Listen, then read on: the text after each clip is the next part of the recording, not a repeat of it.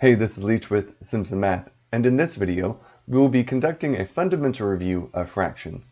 So let's get started by reducing fractions. So here I have the fraction 15/20ths. If you look at the two numbers on top and bottom, 15 and 20, they both have a 5 in common, meaning their factors, if I was to break apart 15 and 20 into their factors, 15 can be broken apart into 3 and 5, 20 can be broken apart into 2, 2, and 5. So they both have this 5 in common. And 5 divided by 5 is 1, so we can just simply reduce a 5 out of the 15 and the 20. Now, in terms of showing work, for me, you don't have to break these apart, but if you're struggling with factoring, it might be helpful, struggling with reducing fractions, it might be helpful to break them apart and write them as their fractions, write them as their factors, so that way you can reduce those 5s. All right, so then all that you have left is that 3 and 4. So let's take a look at this other example, and I want you to pause the video and reduce 12 and 18. All right, so let's see how you reduce 12/18. Well, they both have a greatest common factor of 6. Now, 2 is a common factor and 3 is a common factor of 12 and 18, but the greatest, the largest, is that 6. So we're going to do the same thing. I can break apart 12 into 2 and 6. I can break apart 18 into 3 and 6. And when I'm saying break apart, I'm meaning write them as their factors, because 2 times 6 is 12 and 3 times 6 is 18. Well, 6 divided by 6 is 1, so then all we have left with is 2 and 3. Whenever I reduce things, I like to say that they reduce to 1. Please avoid trying to say that this is canceling. We aren't canceling those 6's. When we cancel things, they tend to cancel to 0. So like 6 minus 6, those two numbers cancel to be 0. But if we're reducing 6 divided by 6, those reduce to be 1. So let's try to be careful with that terminology. Reduce to 1, and then later cancels to 0. All right, let's move on and talk about adding and subtracting fractions. So when we add and subtract fractions, of course, we need to get a common denominator. So let's take a look at this first example. So this first example, we see that, lucky us, we already have a common denominator for both of them. So they both have a denominator of 2. So when you're thinking about fractions, literally just think of them as units. So if I have 1 apple and Sally over here has 7 apples, and we put them together, I have 8 apples. Well, it's the same thing when it comes to these fractions.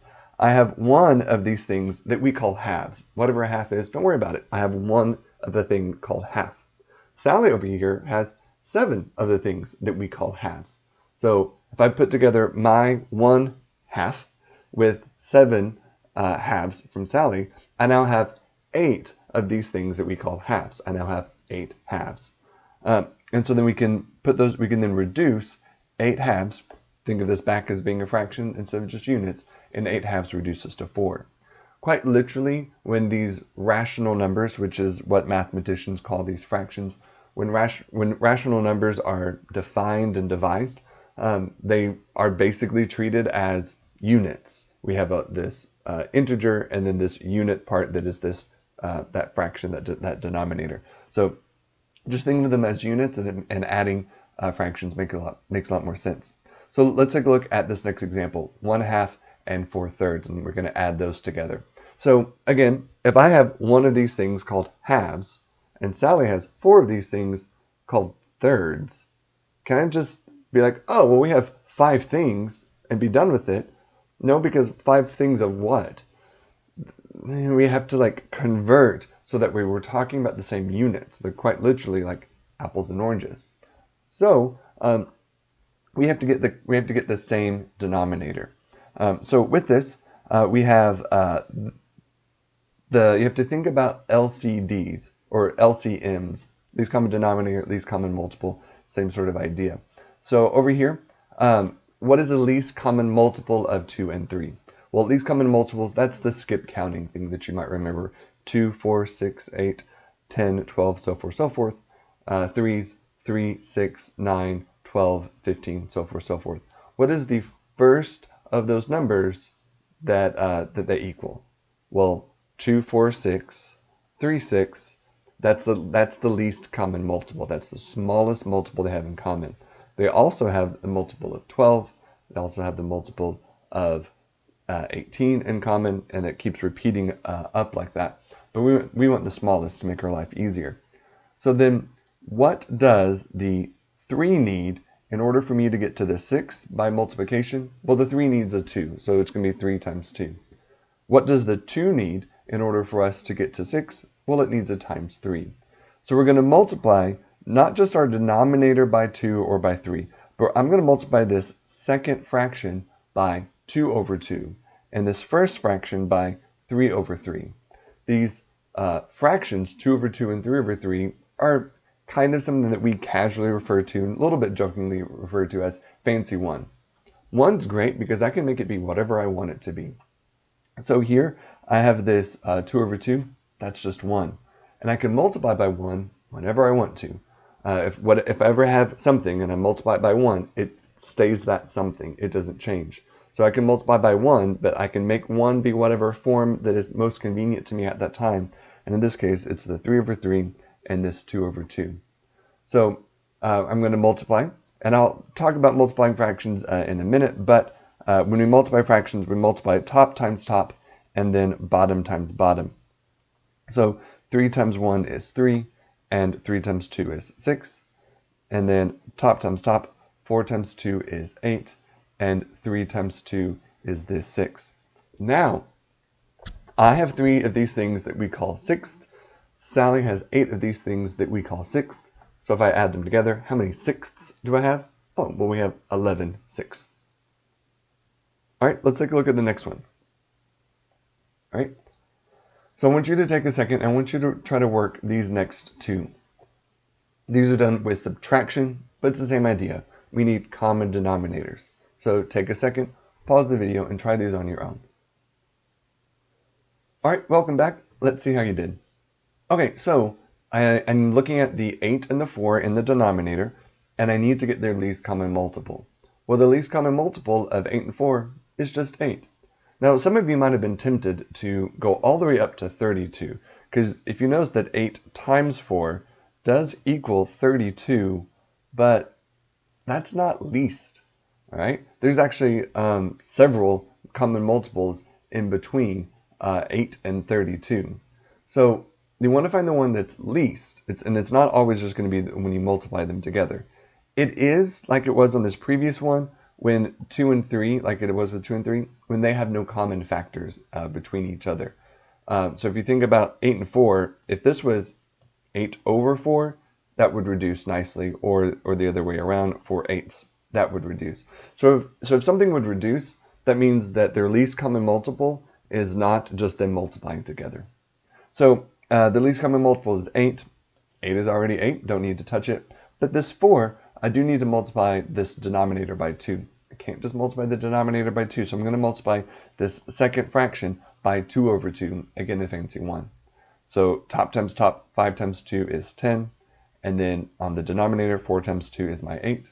So again, back to units. I have 8 of these things, I have 3 of these things called eighths. My friend Sally has 10 of these things called eighths. She's going to take away somehow 10 of the things called eighths, and now I owe her, no, actually she owes me 7 of these things called eighths. So it's negative because the second term is bigger. All right, just a note here about negatives and fractions. If I have a negative out front, just hanging out front, it is kind of equal to the level of that fraction bar. That's perfectly fine. The understanding of this is it's a negative 7/8. So 7/8 itself is negative. Now you could also say, okay, well, I have a negative 7 over 8. And these two things also do equal. I would prefer you do one of these two. You technically can say that this is 7 over negative 8. 7 over negative 8 is equal to the others, but I don't like this version as much. When mathematicians, when we define rational numbers, fractions, we define the negative as being in the top and the denominator as always being positive, or a possible negative in the top. This is fine, but it's not as preferred as the others. All right, so let's see how you did on the other one. All right, so we have 2/9 minus 5/6. Again, if I was to give you 9/6, that reduces. So the least common multiple is not just 9 times 6, it's something smaller. So if you skip count up and find the least common multiple, it is 18. So that means that I just need to multiply this first term by 2/2, again fancy 1. The second fraction, it just needs a 3/3, and that will give us an 18 in both denominators. Don't forget to multiply your numerators. So I now have a 4 in this first numerator and a 15 in the second one. And then notice my denominators are not changing when we add or subtract, because it's just like units. Okay? If I have $1 and someone else has $5 and we put them together, we don't have dollars squared. The dollars didn't get subtracted out if I was subtracting. It's still just units. All right? So I have now -11 of these things that we call 18ths. So -18ths. Okay, so let's move on to multiplying fractions. So multiplying fractions, which we had to do previously when we did our adding, subtracting fractions. So it's pretty straightforward. All right, so when we multiply fractions, we multiply straight across, top times top, bottom times bottom. So with here, we have 2 times 5 is 10, and 3 times 6 is 18. So we get this to be 10/18ths. But I noticed that 10 and 18 are both even, so they do have that common 2 involved. So just like we saw at the beginning of this video, that we can reduce that 2 out, and we end up with 5/9. Now, if you want to reduce prior to multiplying, that often saves you some trouble, because it's easier to reduce before making the numbers bigger. So if I notice here, I have this 2/3 and this 5/6. Well, eventually, I could write this as 2 times 5 over 3 times 6, right? Because it's just top times top, bottom times bottom. So this, if you see it written like this, that might make a little bit more sense to you, that I can then just reduce the 2 with the 2 that's in the 6, making this be a 3, right? So I can reduce 2/6 to basically be 1/3. Right? I can only do this when it's multiplication, not addition, not subtraction, not division, like we'll see in a minute. Only if it's multiplication. Let me come back up here to this subtraction one. I could not have done this. This is a big no-no. I cannot reduce 2/6 to 1/3 across that subtraction sign, because my next step is not putting them together into one single fraction by multiplication. That is a subtraction symbol. So we can only do this kind of reduction across a multiplication. So if I do that, I then end up with this being 1/3 times 5/3, and 1 times 5 is 5, and 3 times 3 is 9, which is the same thing that we got a second ago, but I'm not having to worry about this. Now, multiplying and getting to a number 10 and 18, that's not that big of a deal.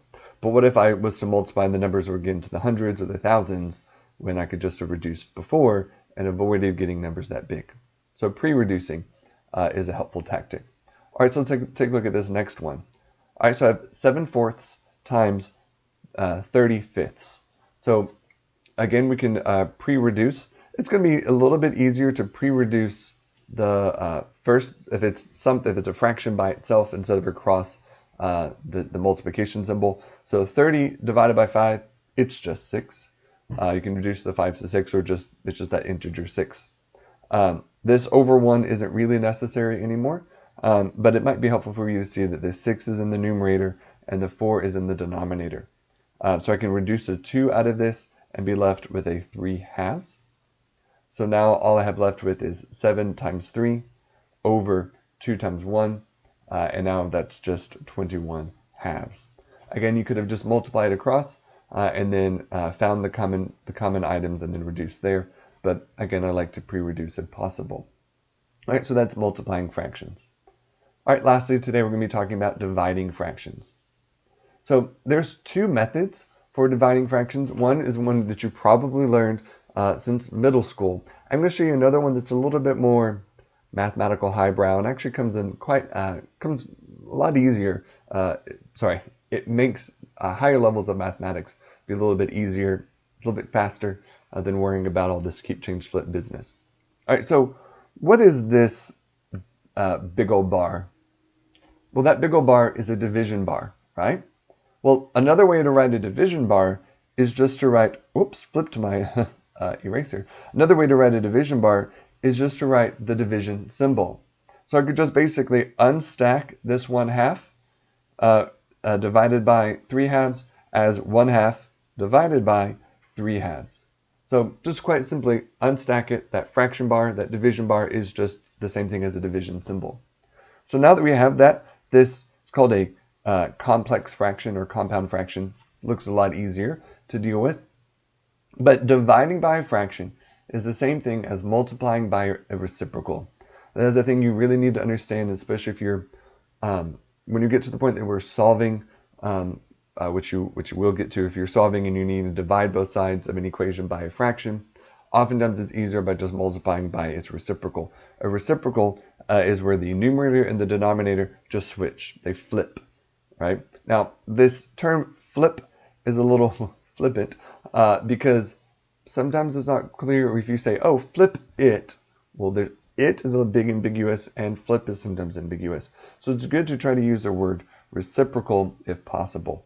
So notice this denominator becomes the numerator, and then the numerator becomes the denominator. It flips over, it's the reciprocal. Again, dividing by a fraction is the same thing as multiplying by its reciprocal. So I reciprocate this fraction and turn it into multiplication. When in doubt, if you're not sure about something, just think about this. If I was to say to half something, that is, if I have 10 things, I say, cut that in half. Well, that's 10 divided by 2. 10 divided by 2, right? So 10 divided by 2, correct? Well, 10 divided by 2 is the same thing as saying 10 times 1/2. So whenever you're in doubt, you're like, oh, what's the rule if I'm dividing by a fraction? What happens? Turn it into something simple like this. How dividing by 2 is the same thing as multiplying by 1/2. Because there is this implied 2 over 1 right there. It reciprocates into 1 over 2. So turn it into something easier like this, so that way when you get to more complicated things, it's more straightforward. All right?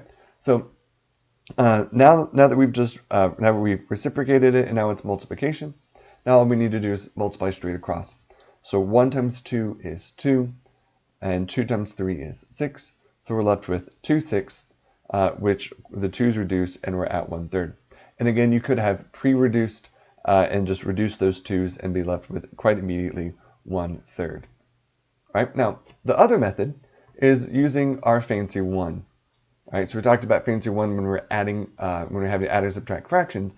Well, now we're going to use a fancy 1 in division.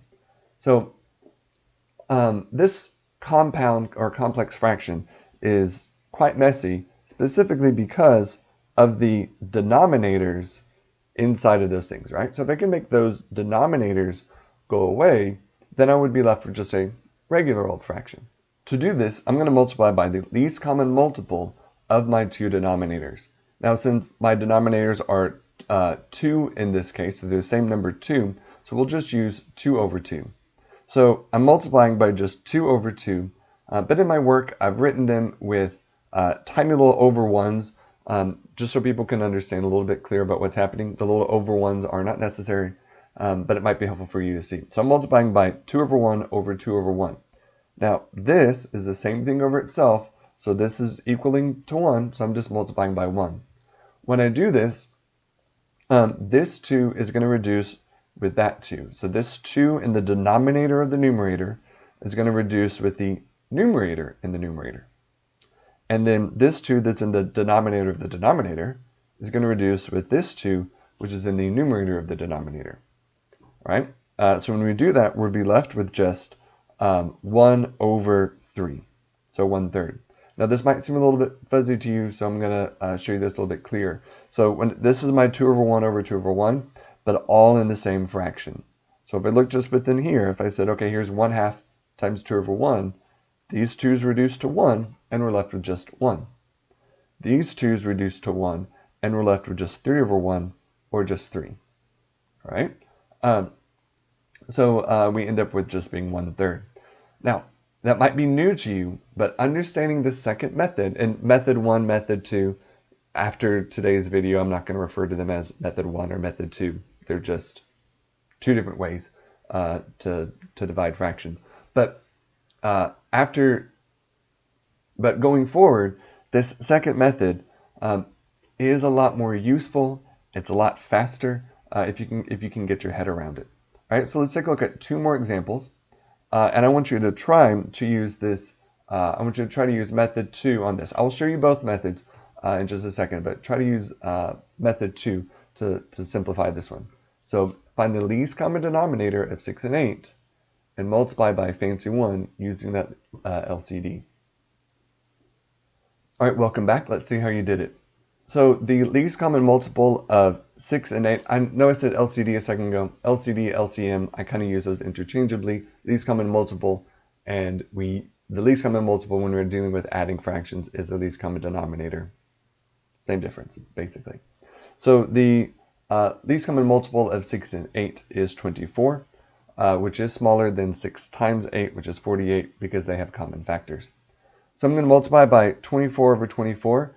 This is an implied 24 over 1 times 24 over 1. There's always have those implied over 1s there, which is why the complex fractions basically going away.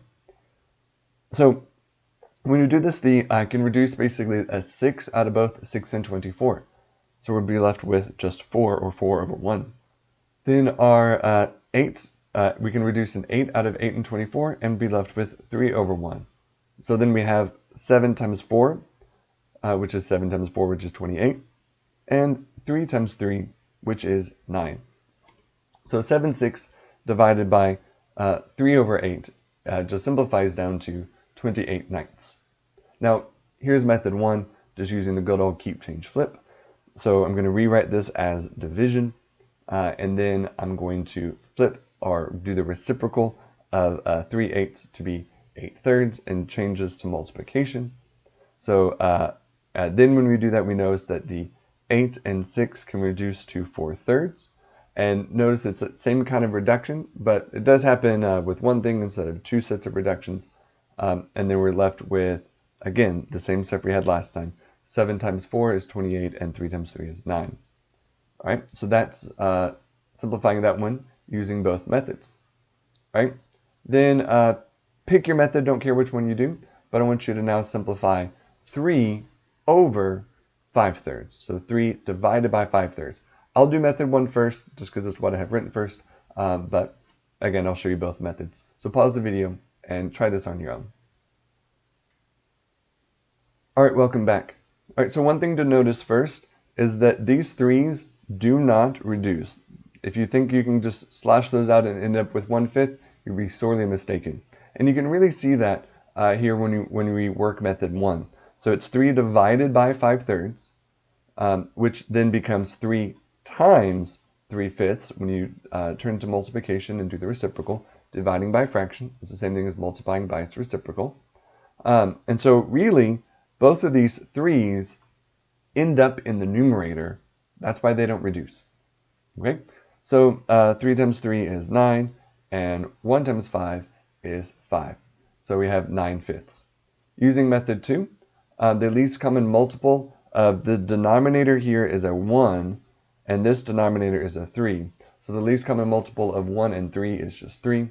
So I'm going to multiply top and bottom by 3. I'm going to multiply by 3 over 3, just a fancy 1.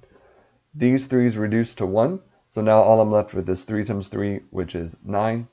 And then 5 times this 1, which is 5. So we end up with 9/5.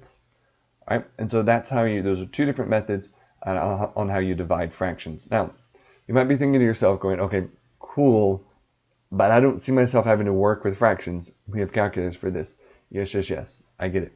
And depending on the class, maybe you're allowed to have calculators, maybe you're not. But more importantly is as you move into higher mathematics, I know specifically here in college algebra, there's going to be a time when I'm not just adding, subtracting fractions, multiplying and dividing fractions that are just numbers. I'm going to be doing all this where my numerators and denominators are going to have variables and numbers, so they're basically polynomials and various other things. And as you move up to higher mathematics, this can become a very common set of skills that you need to know. And in order for you to be able to add, subtract, multiply, and divide those what we call rational expressions, you gotta know how to just add, subtract, multiply, and divide fractions when they're just numbers. All right, so make sure that you take a second to learn these. Put in some extra practice if you're a little rusty on this, so that way you don't fall behind. I hope this helped. I'll see you in the next video. And remember, at Simpson Math, we make math simple.